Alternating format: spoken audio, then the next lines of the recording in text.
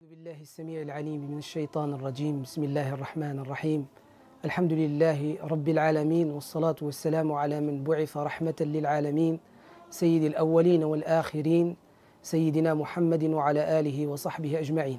Très chers frères et sœurs, assalamu alaikum wa rahmatullahi ta'ala wa barakatuh.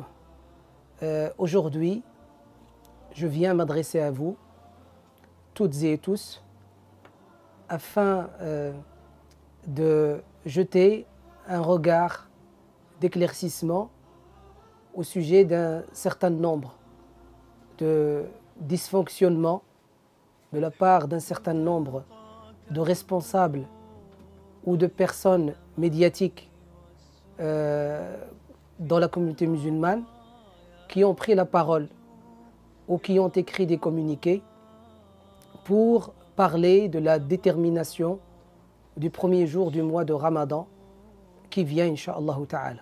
Pourquoi j'ai décidé de venir m'adresser à vous en utilisant le même moyen qu'ont utilisé ceux que vous avez vus, que vous avez écoutés. Jusqu'à aujourd'hui, je ne l'ai pas fait parce que je ne comptais pas, je ne voulais pas. Et je m'interdisais de faire une vidéo dans laquelle je m'adresse à vous et je participe dans cette discorde entre les musulmans qui nous a causé beaucoup d'amertume et de malaise et de mal-être l'année dernière au début du mois de Ramadan, et qu'il faut utiliser tous les moyens, comme je l'ai déjà dit dans mes prêches du vendredi précédent, pour que nous puissions commencer le mois de Ramadan ensemble, que nous puissions vivre le mois de Ramadan ensemble du début jusqu'à la fin, puisque nous résidons dans le même pays. Et il nous est interdit de nous diviser concernant le mois de Ramadan dans le même pays ou la même région de la terre. Car même si dans le fiqh islamique, la jurisprudence et le canon islamique, depuis de la 14e siècle, depuis Sahaba, radiyallahu ta'ala anhum, il y a cet avis qui autorise les différents matali', les différentes visions du début du mois de Ramadan, et le fait que les régions de la terre de l'islam peuvent connaître des décalages concernant le début du mois et la fin du mois. Tous, lorsqu'ils en parlent, ils parlent d'un décalage et d'une différence entre une région et une autre, pas dans le même pays. Et ils l'interdisent dans le même pays. Et c'est pour cela qu'il est temps que nous puissions prendre nos responsabilités en tant qu'individus vis-à-vis d'Allah et en tant que responsables de la communauté pour agir et faire tout notre possible. Utiliser notre foi en l'unicité d'Allah pour unifier entre la communauté musulmane. Utiliser notre éthique, celle de la divergence. Adab wa akhlaq, l'ikhtilaf, l'islam, qui est très importante, que nous a enseigné le Coran, Al-Qur'an, il nous l'a enseigné. Vous imaginez, mes frères et sœurs, Allah, gloire à lui, l'omnipotent, et qui a connaissance de tout, celui que nous avons et nous attestons qu'il sait tout, gloire à lui, lui-même dans le noble Coran, concernant, par exemple, il y a plusieurs exemples, concernant la sourate Al-Kahf, lorsqu'il a parlé, gloire à lui, du nombre des jeunes dans le Kahf, dans la caverne, il a dit سَيَقُولُونَ ثَلَاثَةٌ رَابِعُهُمْ كَلْبُهُمْ وَيَقُولُونَ خَمْسَةٌ سَادِسُهُمْ كَلْبُهُمْ رَجْمًا بِالْغَيْبِ وَيَقُولُونَ سَبْعَةٌ وَثَامِنُهُمْ كَلْبُهُمْ قُلْ رَبِّي أَعْلَمُ بِعِدَّتِهِمْ مَا يَعْلَمُهُمْ إِلَّا قَلِيلٌ. Il a dit, gloire à lui, ils diront, ils sont du nombre de 4, le 5e est leur chien. Ils sont du nombre de 5, le 6e est leur chien, darban bil ghaib, c'est-à-dire ils parlent de ce qu'ils ne connaissent pas. C'est-à-dire que ces deux avis ne sont pas bons. C'est-à-dire qu'Allah il dit, cet avis n'est pas bon, cet avis n'est pas bon, et l'avis qui est bon, c'est le dernier. Ils sont du nombre 7, et le chien est le 8e. Malgré que Allah Azza wa Jal, il connaît tout, il a cité l'avis différent. Même s'il considère qu'il n'est pas bon, il nous le dit. Rajman bil ghaib. C'est des gens qui parlent de ce qu'ils ne savent pas, c'est-à-dire mensonge. Et malgré ça, il le cite, gloire à lui. Il nous apprend l'éthique de la divergence. Et à ce moment-là, regardons cette affaire. Il y a dans cette affaire, chez l'imam al-Nawawi, la question de la détermination du début du mois de Ramadan. L'imam al-Nawawi, rahimahullah, dans son livre Al-Majmou', qui parle de fiqh al-shafi'ite, qu'est-ce qu'il dit l'imam al-Nawawi? Il y a 5 avis. Il y a 5 avis, ibadallah. Notre cheikh, Sidi Mohammed al-Hassan al-Dadaw, hafidahullah ta'ala, dans l'une de ses vidéos qui est traduite en français, il a mentionné pour lui les meilleurs avis sont du nombre de 3. Et il en a choisi un, lui. C'est-à-dire celui qui voit le meilleur. Hafidahullah ta'ala. Mais vous voyez, les savants montrent qu'il y a plusieurs avis.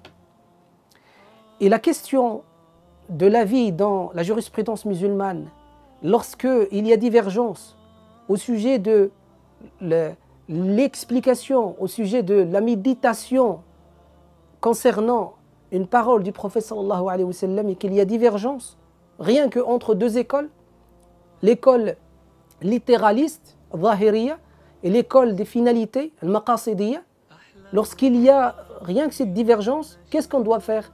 On doit retourner vers ce dont il n'y a pas de divergence. Al-Qur'an, le noble Coran. Alors regardons, je vais essayer de vous éclairer, qu'Allah nous éclaire tous, au sujet d'un certain nombre de sujets, des points qui sont importants, qui sont mentionnés dans certains prêches, de certains prêcheurs, ou dans certaines conférences de conférenciers, ou certains écrits d'écrivains qui ont pris la parole en écrivant des communiqués. Et nous allons voir qu'on n'a pas donné assez à ces mots pour les comprendre. Et parfois, il y a des gens qui ne comprennent pas bien la langue arabe. Alors qu'elle est une science primordiale pour comprendre la législation musulmane. Il faut passer, Shatibi rahimahullah, dans son livre Al-Muwafaqat, dans l'introduction, il a dit il faut d'abord passer par la langue arabe et la manger, que ça devienne ta chair, avant de commencer à apprendre les sciences du hadith, les sciences du Coran. Et la dernière science à apprendre, c'est les fondements, usul al-din, usul al-fiqh. Et donc il faut faire attention à ce qu'on dit et quels sont les discours que nous proclamons devant les musulmans démunis de toutes ces sciences et qui ne veulent que appliquer ce que Allah, gloire à lui, leur a prescrit. Car regardez bien, mes frères et sœurs, écoutez-moi bien, regardez dans votre Coran, verset 185 de la sourate 2, Al-Baqarah, Allah, gloire à lui, ne nous demande pas obligatoirement de voir la lune. Il a tout faux celui qui dit on est dans l'obligation, c'est un devoir de la vision de la lune. Allah, ce qu'il nous demande, ce qu'il nous ordonne dans ce verset-là, c'est de jeûner. Et quand est-ce que nous jeûnons? Il nous dit Allah Azza wa Jal, quand vous avez la certitude. Et on va voir ce que c'est que la certitude. Avec le mot utilisé par le Coran al-Karim, Inch'Allah ta'ala. Aussi, je rappelle quelque chose. Dans le domaine de la jurisprudence musulmane, nous avons en France un certain nombre de théologiens que nous n'écoutons pas assez. Ces théologiens ne sont pas tous au même niveau. Il y en a qui ont plus de sciences que d'autres. Il y en a qui ont plus spécialisé dans ce domaine que d'autres. Tous, ils ont étudié la théologie, mais pas au même niveau. Et le problème, c'est que même ceux-là, parfois, ceux qui n'ont pas le niveau de parler de cette science-là, et de la science, par exemple, du calcul astronomique, ceux-là, bien sûr, ils tombent dans des erreurs. Et ils causent la fissure et la division dans la communauté musulmane. Et on n'a pas le droit, en tant que théologien, d'agir ainsi. On doit trouver le consensus. Et le consensus doit être selon ce que le dit le prophète sallallahu alayhi wa sallam. As-sawad al-a'zam. Selon la majorité écrasante, la grande majorité des musulmans. Il faut qu'on trouve un consensus. Il ne faut pas que chacun tire de son côté. Parce qu'il est convaincu de sa vision littéraliste et sa lecture littéraliste du texte, qu'il met à l'écart l'autre avis. Et l'autre avis aussi, qui est convaincu du calcul astronomique, il met à l'écart l'autre avis qui est contraire. Non, il faut qu'on on puisse trouver une solution, Inch'Allah ta'ala, et qu'on trouve une solution pour la communauté musulmane. Pas pour nous. Nous, on est convaincus de telle ou telle chose, on y va dans ce dont on est convaincu. Mais il faut convaincre les gens. Et pour convaincre les gens, il faut bien sûr discuter, il faut débattre à l'avance. Et non pas chacun, ils mettent une vidéo, un communiqué par-ci, par-là, sans s'asseoir autour d'une même table et discuter ensemble. Et on a les moyens, et on est tous dans le même pays. Et on n'a pas d'excuses devant Allah subhanahu wa ta'ala. Je ne viens pas aujourd'hui pour vous dire le 28 Ramadan. Il commence le mois de Ramadan le 28. Même si j'étais convaincu du calcul astronomique. Et je ne viens pas aujourd'hui vous dire non, ce n'est pas le 28. Même si je suis convaincu qu'il faut suivre la vision selon les pays musulmans. Alors qu'il y a des pays musulmans qui ne sont pas arabes et qui sont dans leur islamité, le nombre d'habitants de ce pays plus important que l'Arabie Saoudite par exemple. La Turquie par exemple. Si on doit suivre le premier pays musulman qui l'annonce, eh bien suivons la Turquie. Pourquoi pas? Sommes-nous racistes? N'est-ce pas que le prophète sallallahu alayhi wa sallam, dans son dernier discours d'adieu, il a dit La farqa bayna arabiyyin, et dans une riwaya, La fadla li arabiyyin ala ajamiyyin, wala li abyada ala aswada, illa bi taqwallah. Il n'y a pas de différence entre un arabe et un non-arabe, entre un blanc et un noir. Il n'y a pas de différence de couleur ni d'ethnie en islam. C'est la piété devant Allah qui fait la différence le jour de la résurrection. Et donc, essayons, Inch'Allah ta'ala, de regarder, prenez le Coran avec pertinence, même si vous avez la traduction en français. Regardez, Inch'Allah ta'ala, on commence par le terme shahada. J'ai entendu quelqu'un qui dit que dans le verset, Allah Azza wa Jal nous oblige individuellement à regarder. Moi, je vous pose la question. Moi, personnellement, depuis l'âge de 13 ans, je jeûne obligatoirement le Ramadan. Je n'ai jamais été chercher à voir, jusqu'à aujourd'hui, la lune et le début du croissant. Je me fiais avec certitude au ministère, quand j'étais au Maroc, marocain, ministère du Habous, des affaires religieuses. C'est un État musulman. Hein? Vous, nous, tous en France, quand est-ce qu'on va aller voir, on regarde, on a jeûné, on suivait, tout simplement. Pourquoi? Parce qu'il ne s'agit pas en réalité de shahada, c'est-à-dire la vision. Il s'agit de shahada, être résident. Car le verset, il le dit, regardez bien. Il dit, فَمَنْ شَهِدَ مِنْكُمُ الشَّهْرَ فَمَنْ شَهِدَ, c'est au conditionnel en arabe. Au conditionnel, فَمَنْ شَهِدَ مِنْكُمُ الشَّهْرَ, à condition que quelqu'un شَهِدَ مِنْكُمُ الشَّهْرَ, qu'est-ce qu'il fait? فَلْيَصُمْهُ. Le fait ici, l'Arab, parce que ceux qui parlent maintenant, certains d'entre eux, tu lui dis fais-moi l'analyse grammaticale d'une phrase en arabe que tu as mentionnée, il ne saura pas le dire. Dans l'Arab, dans l'analyse grammaticale, le fa ici signifie le fawr. Le fawr, c'est-à-dire immédiatement. Dans l'immédiat, tu dois faire quoi? Tu dois jeûner. Et donc l'ordre, c'est de jeûner dans l'immédiat. Quand? Lorsque je suis faman shahida minkum. Et comment je peux comprendre man shahida minkum? Il faut que je continue le verset. Et le verset, qu'est-ce qu'il me dit?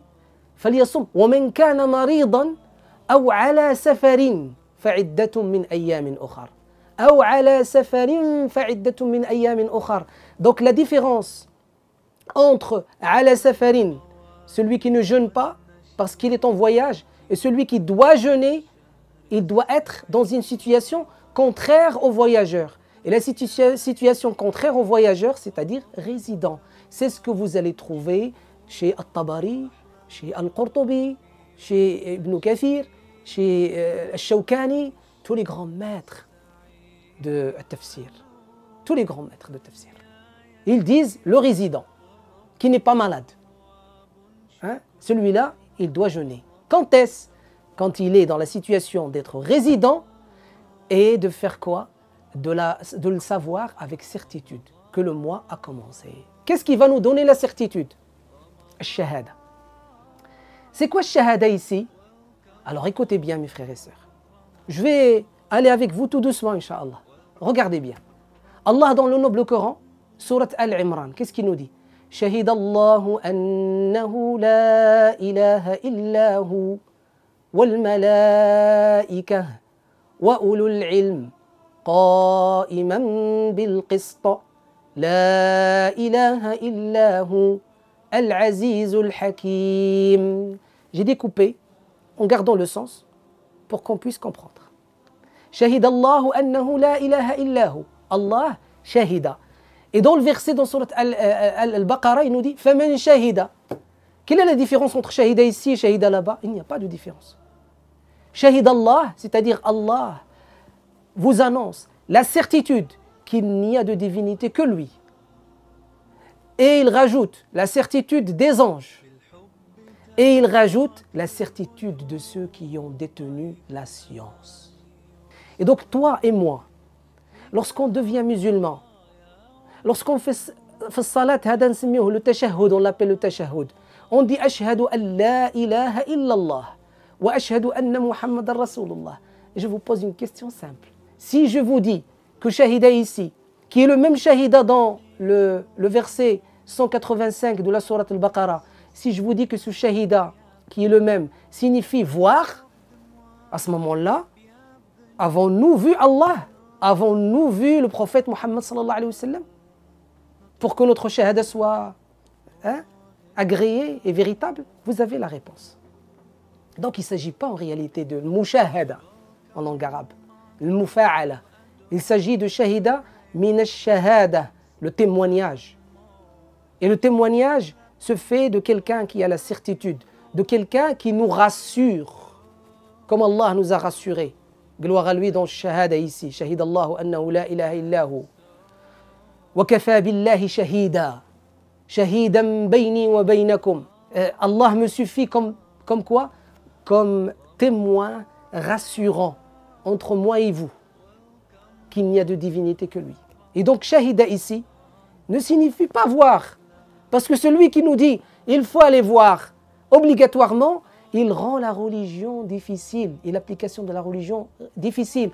Et il nous donne un sens contraire au verset coranique qui parle de Ramadan, puisque le verset coranique qui parle de Ramadan, rappelez-vous, lisez vous-même le verset 185 de la sourate Al-Baqarah 2, il dit à la fin quoi? Yuridu Allahu bikumul yusra wa la yuridu bikumul usr. Ya ibadallah, ô fidèles d'Allah. Allah veut pour vous la facilité, non pas la difficulté.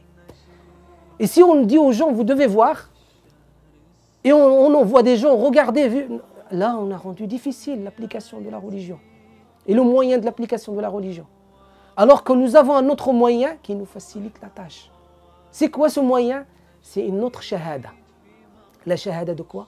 De al-qata', ce qu'on appelle la certitude, celle de ulul ilm, celle de ceux qui ont détenu la science du domaine qui concerne le mois.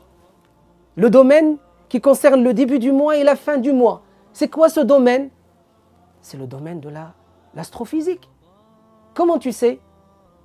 C'est parce que Allah nous en a parlé dans le Coran. Allah nous a dit qu'il y a un axe qui est le soleil, et autour de cet axe-là, il y a quoi? Il y a la terre qui tourne autour. Et autour de la terre, il y a la lune qui tourne. Donc la lune, elle tourne autour de la terre, et la lune et la terre tournent autour du soleil.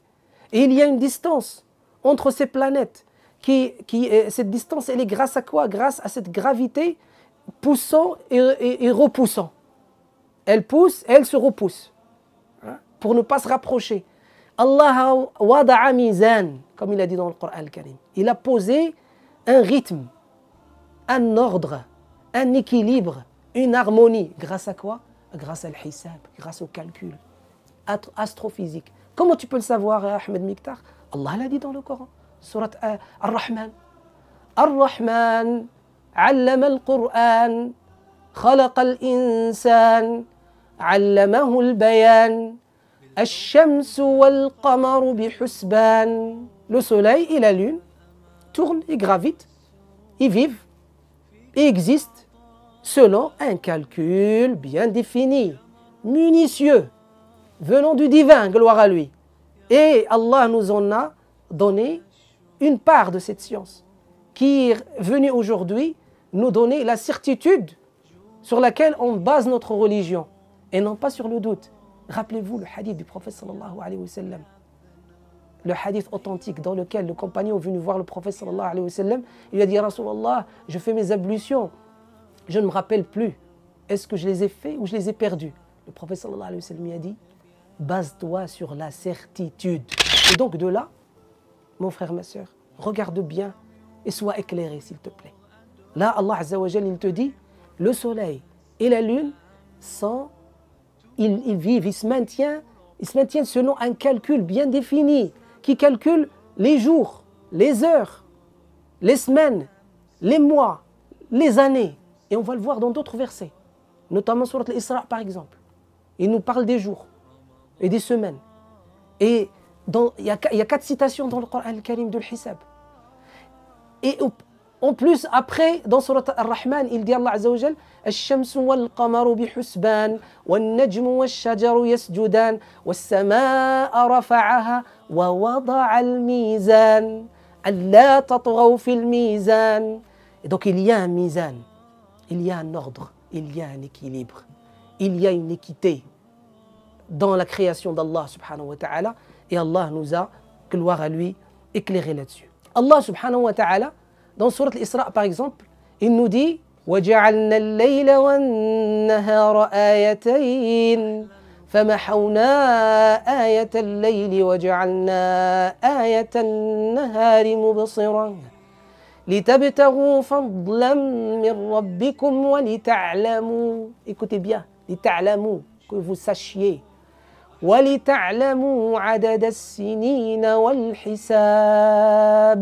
La lune et le soleil, pour que vous puissiez compter et savoir le nombre des années qui sont composées par les mois, qu'ils soient solaires ou lunaires, puisqu'il parle du soleil et de la lune, et qui sont composés par des semaines, et qui sont composés par des jours, al-layl wa al-nahar, le jour et la nuit. Et tout ça, Allah nous en éclaire.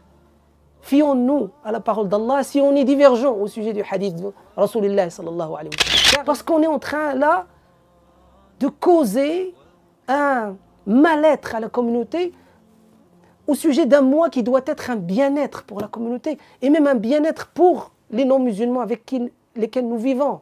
Puisque شهر رمضان الذي أنزل فيه القرآن هدى للناس وبينات من الهدى والفرقان, une guidée, un discernement, des preuves. Nous, on est en train de donner des preuves de notre division.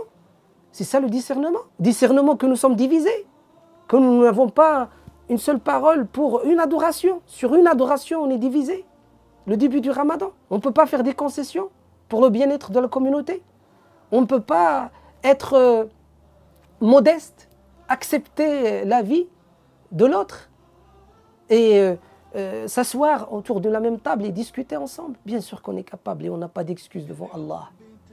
Nous qui nous portons et nous autoproclamons responsables ou imams ou je ne sais quoi. Ces personnes qui ont fait des efforts, théologiens, imams ou personnalités musulmanes, ou même talabat al-ilm, des étudiants, on ne peut pas mettre en cause leur sincérité, on les estime devant Allah subhanahu wa ta'ala et on estime incha'Allah ta'ala leur sincérité et qu'ils ne veulent que le bien pour la communauté selon leur niveau et selon leur volonté et selon l'amour qu'ils portent pour cette communauté. Nous ne mettons pas en cause ces personnes-là, nous les aimons pour Allah, nous les respectons, mais nous les invitons à, incha'Allah ta'ala, la modération dans nos propos et à chercher, incha'Allah ta'ala, d'unifier la communauté ici dans le même pays. Faites ces efforts, incha'Allah ta'ala, mais pas maintenant, juste avant le Ramadan, faites-le, incha'Allah ta'ala, tout le temps, constamment. Des mois et des mois avant l'arrivée du Ramadan, pour qu'on soit tranquille, incha'Allah ta'ala, une fois pour toutes. La question de l'hisab, là, dont on parle, Wallah al-adim, mes frères et sœurs, par Allah, je vous le jure, dans le Coran, vous trouverez qu'Allah subhanahu wa ta'ala le cite, comme quoi il parle de l'hisab, qui est le calcul dans son sens littéral, pour faire le témoignage. Allah le dit. Il utilise le terme hasib, hisab, pour exprimer en langue arabe le témoignage. Allah Azza wa Jal dit wa kafa billahi hasiba. Allah suffit. Et vous trouverez ça dans tous les tafsirs de l'ulama de tafsir, ils le disent. Allah suffit comme témoin, véridique, sûr, rassurant, raffermissant le cœur. Gloire à lui. Alors, qu'est-ce qui est sûr aujourd'hui? Est-ce une vision d'une personne qui est l'avis de la minorité face à la majorité des ulama, si on prend que les quatre imams, la tête des quatre écoles, l'école hanbalite, et les autres tous, ils disent deux témoins, pas un seul témoin, ou bien un témoignage sûr et certain, dans lequel le doute, il est très très minime pour le calcul du début de l'année et de l'année lunaire et du mois lunaire tel que le mois de Ramadan. Et le dysfonctionnement aussi se trouve dans une aberration, même si certains essayent de trouver des excuses, une aberration et une sorte d'hypocrisie qu'Allah nous préserve lorsqu'on sait qu'un pays utilise le calcul astronomique pour tous les mois de l'année, sauf le mois de Ramadan et le mois de Muharram. Et quelle excuse vont nous donner? L'excuse, c'est que il y a le commerce avec l'extérieur, il y a durant toute l'année. À l'extérieur, l'Europe, elle ne suit pas les mois lunaires, elle suit les mois solaires. Donc vous n'avez pas d'excuse. Vous acceptez dans la majorité écrasante des mois le calcul astronomique de al-Qura, qui est la Mecque, et vous le refusez pour le mois de... Vous avez une certitude pour tous les mois et vous avez un doute pour le mois de Ramadan. C'est un problème. La montre, qui est un calcul astrophysique, la distance entre la Terre et le Soleil, le déroulement de la journée et de la nuit, et qu'on compte avec les heures depuis plusieurs siècles. L'heure, ils disent, le calcul astronomique aujourd'hui est une bid'a pour Ramadan. Et bien la montre aussi c'est une bid'a pour salat. Le prophète n'avait pas de montre. Ya ibadallah.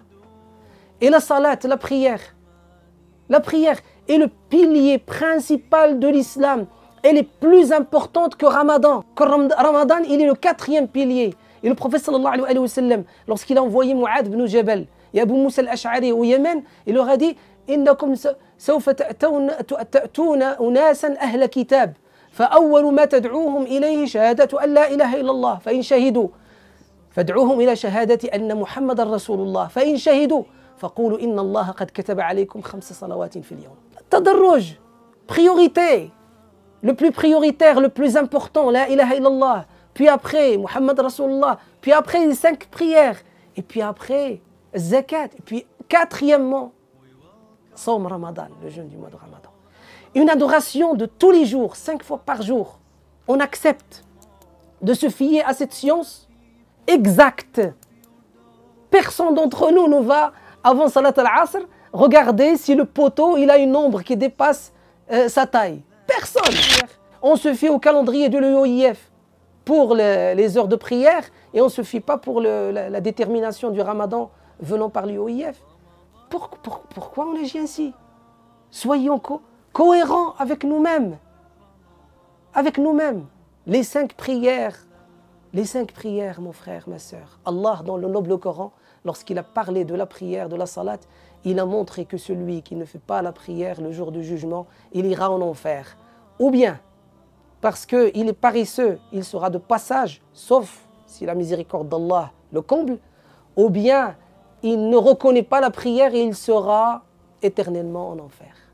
Lisez Surat al-Muddathir. قالوا ما سلككم في سقر قالوا لم نكن من المصلين ما قالوش رمضان. Ils n'ont pas dit on ne faisait pas le Ramadan. Ils ont dit on ne faisait pas la prière. Aussi pour terminer, le hadith très connu du prophète sallallahu alayhi wa sallam, dans lequel il dit sallallahu alayhi wa sallam أول ما يسأل عنه المرء يوم القيامة الصلاة فإن صلحت صلح سائر عمله وإن فسدت فسد سائر عمله. La première chose au sujet de laquelle Allah questionne l'individu le jour du jugement, c'est la prière, la salat. Si elle est bonne, tout est bon. Si elle n'est pas bonne, tout est mauvais. Et aussi, cette prière, si elle est bonne ou mauvaise et tout ça, Allah dans le Coran, il nous a dit كانت على المؤمنين كتابا موقوتا. Elle a été prescrite aux musulmans à des heures fixes. Alors dis-moi les heures fixes qu'Allah Azza wa Jalla a fixées. C'est par rapport au soleil et à l'ombre qu'il faut regarder ou par rapport à la montre? Bien sûr que tu vas interpréter et tu vas travailler pour interpréter, pour arriver au résultat que tu dois utiliser la montre. Parce que tu ne peux pas tout le temps te fier au soleil et à l'ombre. Alors à ce moment-là, pourquoi on cherche la difficulté aux musulmans concernant le mois de Ramadan? Et pourquoi on divise les musulmans durant le mois de Ramadan? Qu'Allah subhanahu wa ta'ala nous comble. Je voulais juste partager avec vous ce certain nombre d'interrogations au sujet d'un certain nombre de dysfonctionnements dans nos discours, dans nos communiqués et ainsi de suite. Et assez de tout ça, les musulmans sont fatigués, ils veulent adorer Allah Azza wa Jal convenablement. S'il vous plaît, mes frères et sœurs qui m'écoutez, fiez-vous à votre imam de la mosquée. Car le prophète sallallahu alayhi wa sallam a dit, et tout le monde connaît ce hadith, Al-imamu damin. L'imam est un garant. Qu'Allah subhanahu wa ta'ala nous garantisse le jour du jugement, Al-Jannah, et qu'il nous pardonne nos péchés et qu'il nous permette, incha'Allah ta'ala, le salut.